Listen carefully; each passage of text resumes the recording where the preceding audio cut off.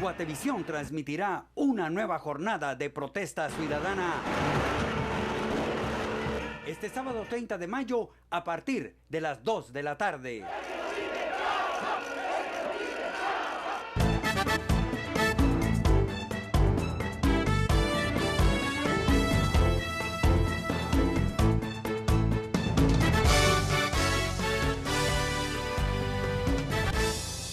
Y el 6 de junio es el último día que los guatemaltecos podemos tener para empadronarnos y así participar en las elecciones de septiembre. El Tribunal Supremo Electoral estima que el padrón electoral llegará a los 8 millones de personas. Desde que inició la campaña de empadronamiento y actualización de datos, cerca de 800.000 guatemaltecos han tramitado el documento.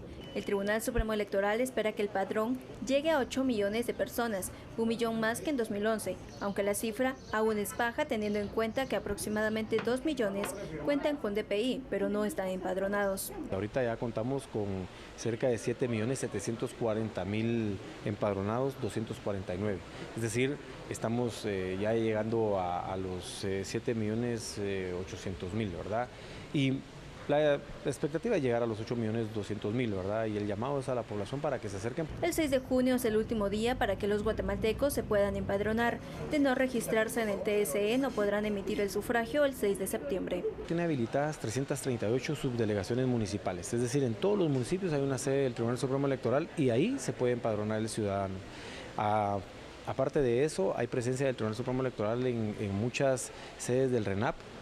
En Guatemala tenemos presencia en varias minimunis y tenemos presencia en cerca de 12 centros comerciales, los más grandes que están en Guatemala. De enero a abril, el 14% de los empadronados han sido jóvenes de 18 a 25 años, mientras las personas adultas se acercan para actualizar sus datos y resolver dudas. A empadronarme, es que es un requisito que me piden en el colegio de abogados.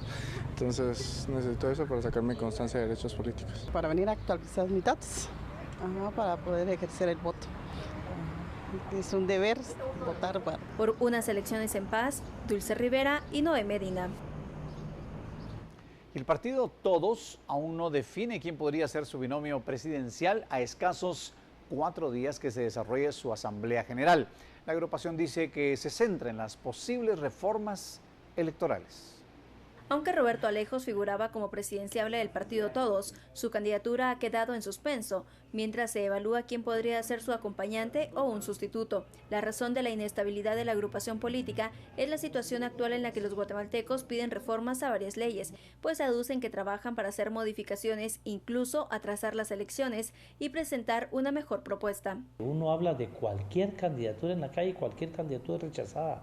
Eso no puede ser. Cualquiera que gane las elecciones va a tener al pueblo en contra. Y a eso es a lo que realmente hay que entrar.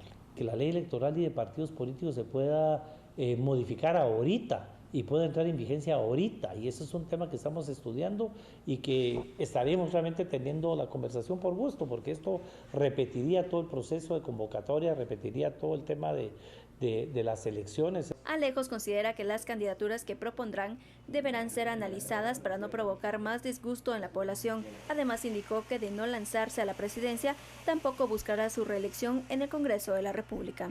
Regresé en tiempo del presidente Colón, me tocó presidir el Congreso por 3 años, me reelegí ahorita y no quisiera volverme a reelegir y entonces no ser congruente con nuestra política de que los diputados llegan para quedarse a toda la vida. También desmintió que Alfonso Portillo haya dejado el partido, aunque el exmandatario aún analiza si participará como candidato a diputado o no, mientras Lizardo Sosa también está en duda y pese a que intentamos comunicarnos con él, no logramos confirmar su postura.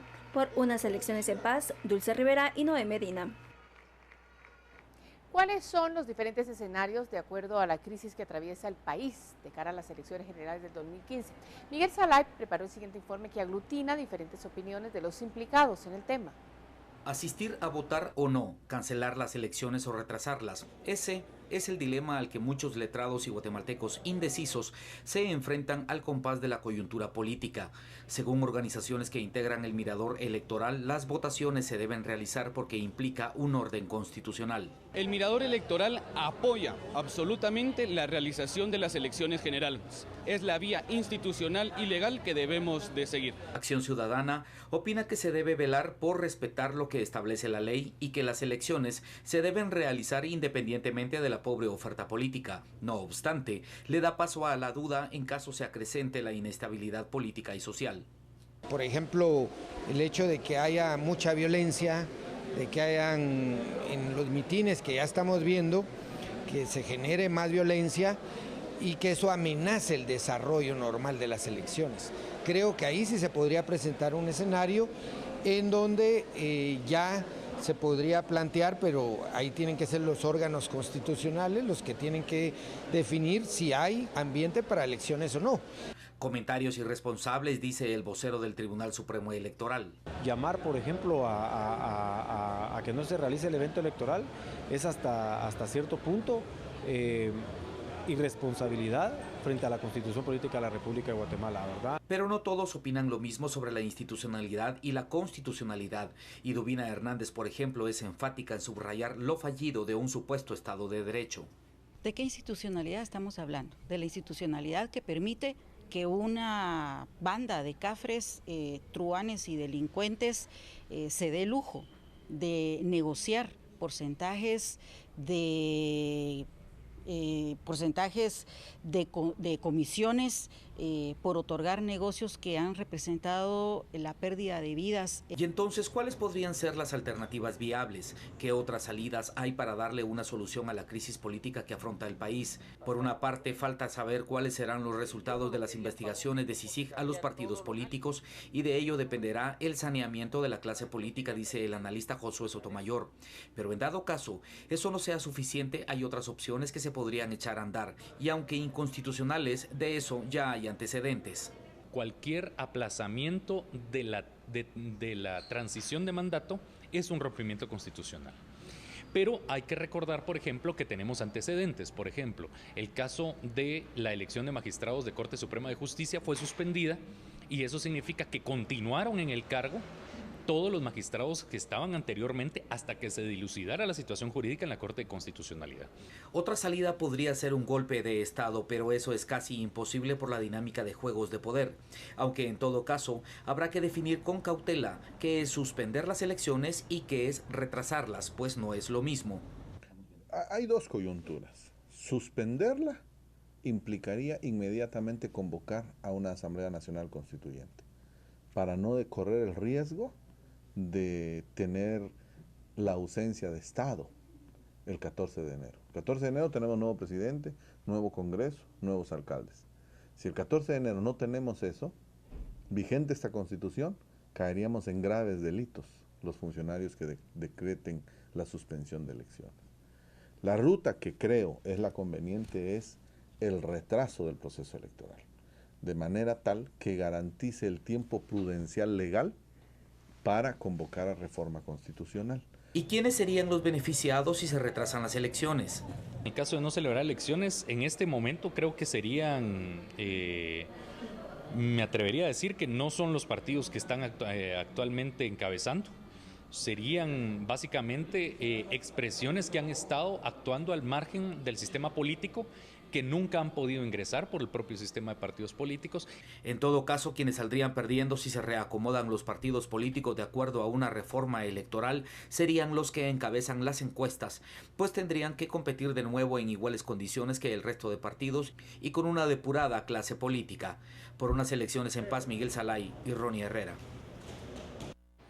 Y la Municipalidad Capitalina, a través del Acuerdo Municipal 015 de 2011, indica la prohibición a los partidos políticos de realizar pintas en piedras, árboles, asfalto, paredones, esfinges, monumentos y parques que estén dentro del perímetro de nuestra capital. De lo contrario, incurrirán en ilícitos y serán denunciados, advirtieron. Este día la Municipalidad Capitalina evitó la instalación de 4 vallas publicitarias que se pretendía colocar en áreas verdes de la capital. El vocero municipal indicó que continuarán estas acciones y se analiza presentar las denuncias ante el Tribunal Supremo Electoral.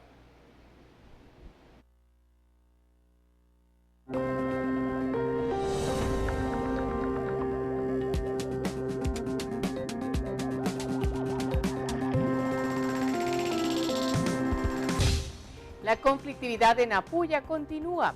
Agentes de la policía intimidan a los pobladores según informe de la Procuraduría de los Derechos Humanos. Con eso, regresamos en breve.